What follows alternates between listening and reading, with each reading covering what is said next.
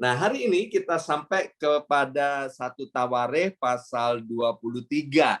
1 Tawarikh pasal 23 ini cerita ketika Daud sudah menjadi tua dan lanjut usianya, maka kemudian Daud itu mengangkat Salomo menjadi raja atas Israel. Jadi ini penyerahan kekuasaan dari ayah kepada anaknya. Nah, kemudian di dalam penyerahan itu Daud masih memberikan perintah untuk menghitung ya jumlah orang-orang Lewi itu berapa banyak. Orang-orang Lewi adalah orang-orang yang bertugas melayani di bait suci. Maka kemudian saudara ditemukan sekian banyak orang-orang Lewi, tetapi yang saya mau tekankan di ayat yang kelima dikatakan begini, dari 1 Tawarikh pasal 23 ayat yang kelima. Dan 4.000 orang menjadi pemuji Tuhan dengan alat-alat musik yang telah kubuat untuk melakukan puji-pujian kata Daud. Bersama saya ucapkan 4.000 orang. 23, 4.000 orang. Nah, saya mau mengingatkan kepada Bapak Ibu sekalian bahwa Daud itu pekerjaan utamanya dia bukan pendeta. Daud itu pekerjaan utamanya bukan pelayan Tuhan, tapi pekerjaan utamanya Daud adalah kepala negara. Ya, pada zaman itu Daud menjadi raja. Jadi Daud ini belum pernah menjadi full timer, Bapak Ibu sekalian. Daud itu belum pernah menjadi pendeta yang full time. Sejak masa kecilnya Daud adalah seorang pekerja yang hebat, ya. Dia mengembalakan kambing domba yang cuman 2-3 ekor, tapi dia seorang yang rajin bekerja, ya. Dan kemudian dalam perjalanan hidupnya dia kemudian menjadi tentara dan lain sebagainya. Tetapi Daud, Bapak Ibu sekalian, meskipun dia bukan pelayan Tuhan, tapi dia adalah seorang kepala negara atau seorang pribadi yang cinta akan Tuhan. Bersama saya ucapkan cinta akan Tuhan. 23, cinta akan Tuhan. Seperti hari ini, yang hadir di ruangan Zoom ini, yang full timer kan cuma saya sama Ibu Yongki, Bapak Ibu sekalian ya. Tapi semuanya Bapak Ibu adalah orang-orang yang Tuhan panggil untuk menjadi berkat di marketplace, di bidang pekerjaan masing-masing. Nah, kembali kepada Daud. Daud itu meskipun dia sebagai kepala negara, dia sebagai raja, dia tahu pentingnya untuk memuji-muji Tuhan. Jadi pada waktu itu Daud mengatur sedemikian rupa dan dia beritahukan kepada anaknya yang bernama Salomo pentingnya untuk menyediakan pelayan-pelayan Tuhan yang bisa menaikkan puji-pujian dan nyanyian syukur kepada Tuhan. Itu ditulis di 1 Tawarikh pasal 23 ayat yang ke-30. 1 Tawarikh 23 ayat 30 ditulis begini. Selanjutnya mereka 4.000 orang tadi ya bertugas menyanyikan syukur dan puji-pujian bagi Tuhan setiap pagi, demikian juga pada waktu petang ya. Jadi 4.000 orang Lewi ini ditugaskan disengaja untuk mereka menaikkan puji-pujian dan ucapan syukur pagi dan petang. Bersama saya katakan pagi dan petang. 2, 3, pagi dan petang. Ya, setiap hari, selama masih ada pagi dan selama masih ada petang, ya, maka orang-orang ini bertugas untuk yang pertama menaikkan nyanyian syukur, yang kedua puji-pujian kepada Tuhan. Jadi Bapak Ibu Saudara sekalian, Tuhan mau berbicara kepada setiap kita, mau berpesan kepada kita pada hari ini, bahwa mari kita juga terus menjadikan naikkan syukur dan puji-pujian itu menjadi gaya hidup setiap kita, dan paling tidak kita melakukannya sehari 2 kali, ya paling tidak, pagi dan petang. naikkan pujian, naikkan syukur kepada Tuhan.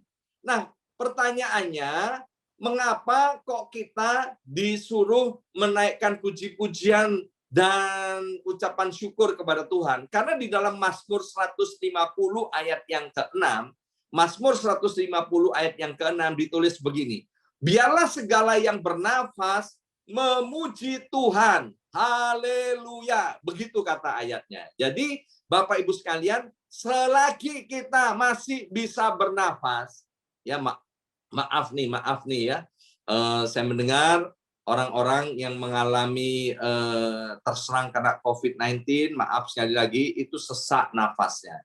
Ya, sesak nafasnya artinya tidak bisa bernafas dengan baik. Dan karena apalagi kemudian kalau sampai dipasangi ventilator dan lain sebagainya, ya. Saya membaca berita ada beberapa orang di Indonesia, dan itu pernah terjadi di New York tahun 2020 pada bulan Maret. Beberapa orang terkenal di Indonesia hari ini sengaja ditidurkan dan kemudian dipasang ventilator. Karena apa? Karena terserang COVID-19, sehingga mereka susah untuk bernafas. Maka itu Bapak Ibu sekalian, selagi kita masih bisa bernafas dengan baik, Alkitab berkata, biarlah segala yang bernafas memuji Tuhan. Amin. Pak, kapan kita berhenti memuji Tuhan? Kapan kita berhenti bersyukur kepada Tuhan? Kalau kita sudah tidak bernafas lagi. Amin.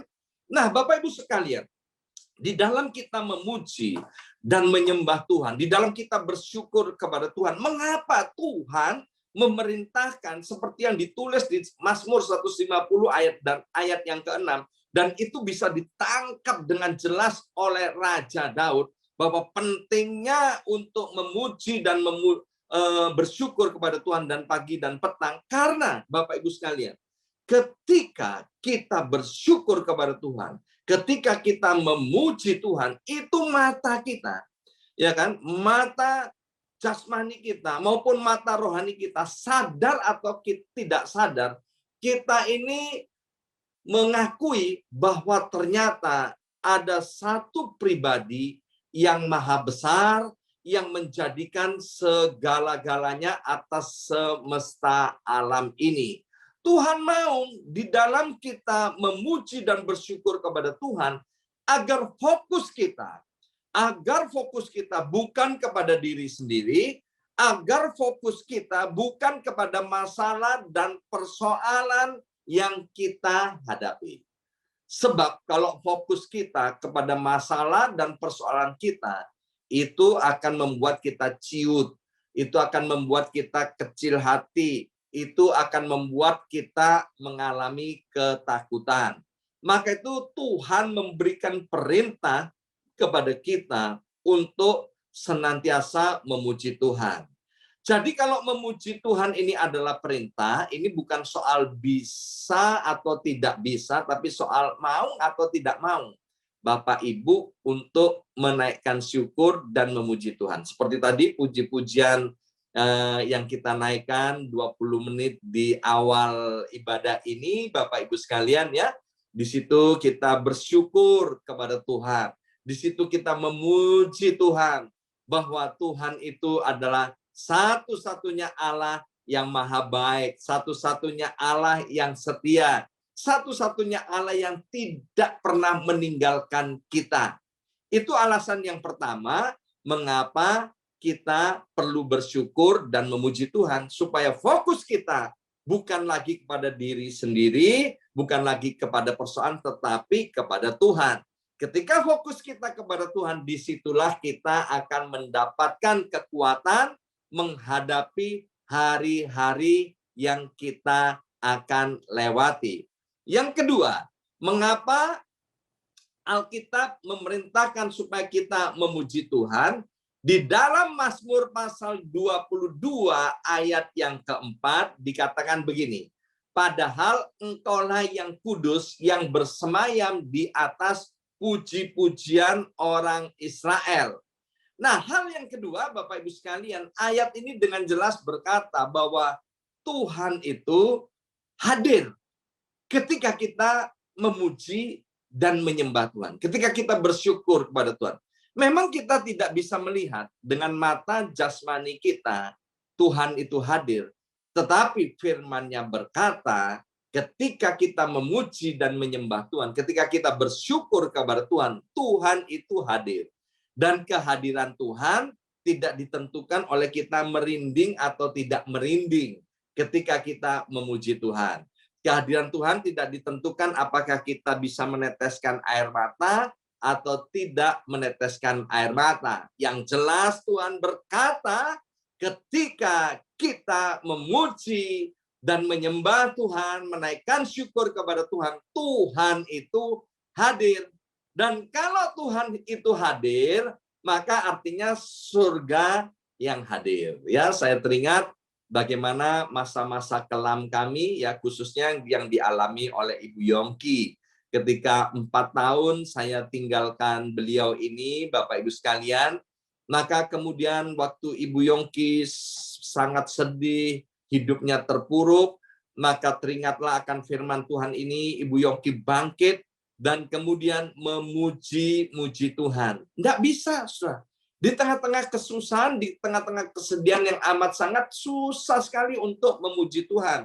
Maka ya pada zaman itu, saudara, masih belum seperti sekarang yang begitu mudah kita untuk mendengarkan puji-pujian melalui YouTube channel, melalui Spotify dan lain sebagainya. Jadi pada waktu itu masih pakai kaset ya, masih zaman kuno itu kaset, saudara, yang dimasukkan ke tape recorder, kemudian diputarlah lagu puji-pujian itu.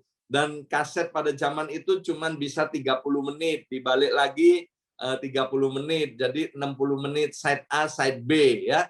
Dan Ibu Yongki mengikuti puji-pujian yang ada di kaset itu sehingga membuat dia melihat kebesaran Tuhan dan Tuhan hadir. Disitulah kemudian Ibu Yongki mendapatkan kekuatan dan merasa dekat sekali kepada Tuhan bahwa Tuhan itu Immanuel, Allah yang menyertai kita semua nih untuk selama-lamanya. Jadi yang kedua, mengapa Alkitab mengatakan pentingnya kita untuk memuji-muji Tuhan?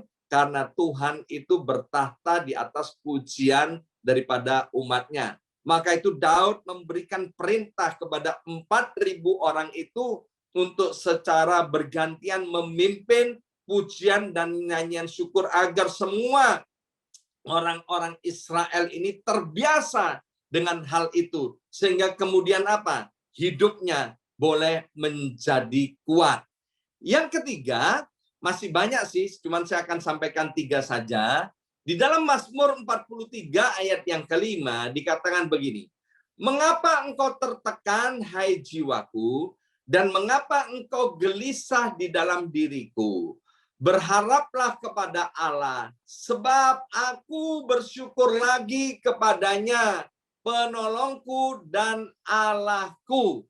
Nah, hal yang ketiga, ketika kita menaikkan syukur dan puji-pujian kepada Tuhan, maka hal ini akan merubah keadaan yang buruk menjadi kemenangan. Sekali lagi, mengapa kita perlu senantiasa untuk bersyukur dan memuji Tuhan?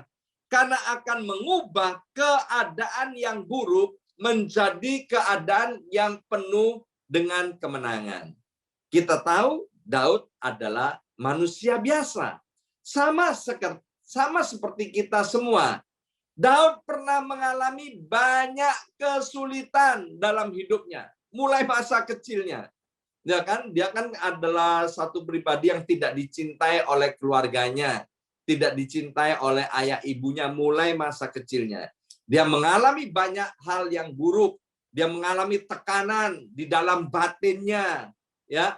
Namun itu semua tidak membuat Daud putus asa. Kita lihat bagaimana ketika dia sudah mengalahkan Goliat, bukannya kemudian dapat penghargaan, disayang oleh mertuanya, tapi dikejar-kejar, mau dibunuh oleh mertuanya, ya, mau dibunuh oleh orang-orang yang tidak suka, yang iri hati dengan Daud, sehingga Daud harus melarikan diri, ya, hidup di hutan-hutan, berpindah dari satu gua ke gua yang lain. Banyak kesulitan yang dihadapi oleh Daud. Namun, Daud tidak putus asa. Rahasianya di mana? Karena Daud suka menyembah Tuhan, suka memuji Tuhan, menaikkan syukur kepada Tuhan.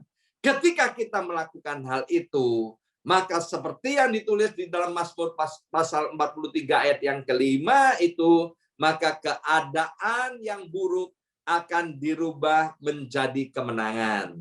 Bahkan di dalam kitab Ratapan dikatakan bahwa cucuran air mata, ratapan kita akan dirubah menjadi tari-tarian kemenangan, penuh sukacita. Mengapa?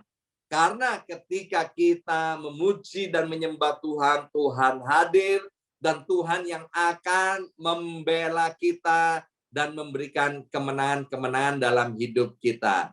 Amin. Mari kita berdoa. Bapa, berkati kebenaran firman Tuhan ini. Biarlah Roh Kudus terus menolong, mengingatkan, dan menyertai kami. Menuntun hidup kami, sehingga mulai hari ini, kami membiasakan dari mulut lidah kami, pagi dan petang Tuhan, untuk menaikkan syukur dan puji-pujian kepada Engkau Tuhan. Dan kami tahu Tuhan, Engkau bertahta di atas pujian anak-anak-Mu dan Engkau membuat segala-galanya menjadi baik. Dalam nama Yesus kami sudah berdoa. Haleluya. Amin.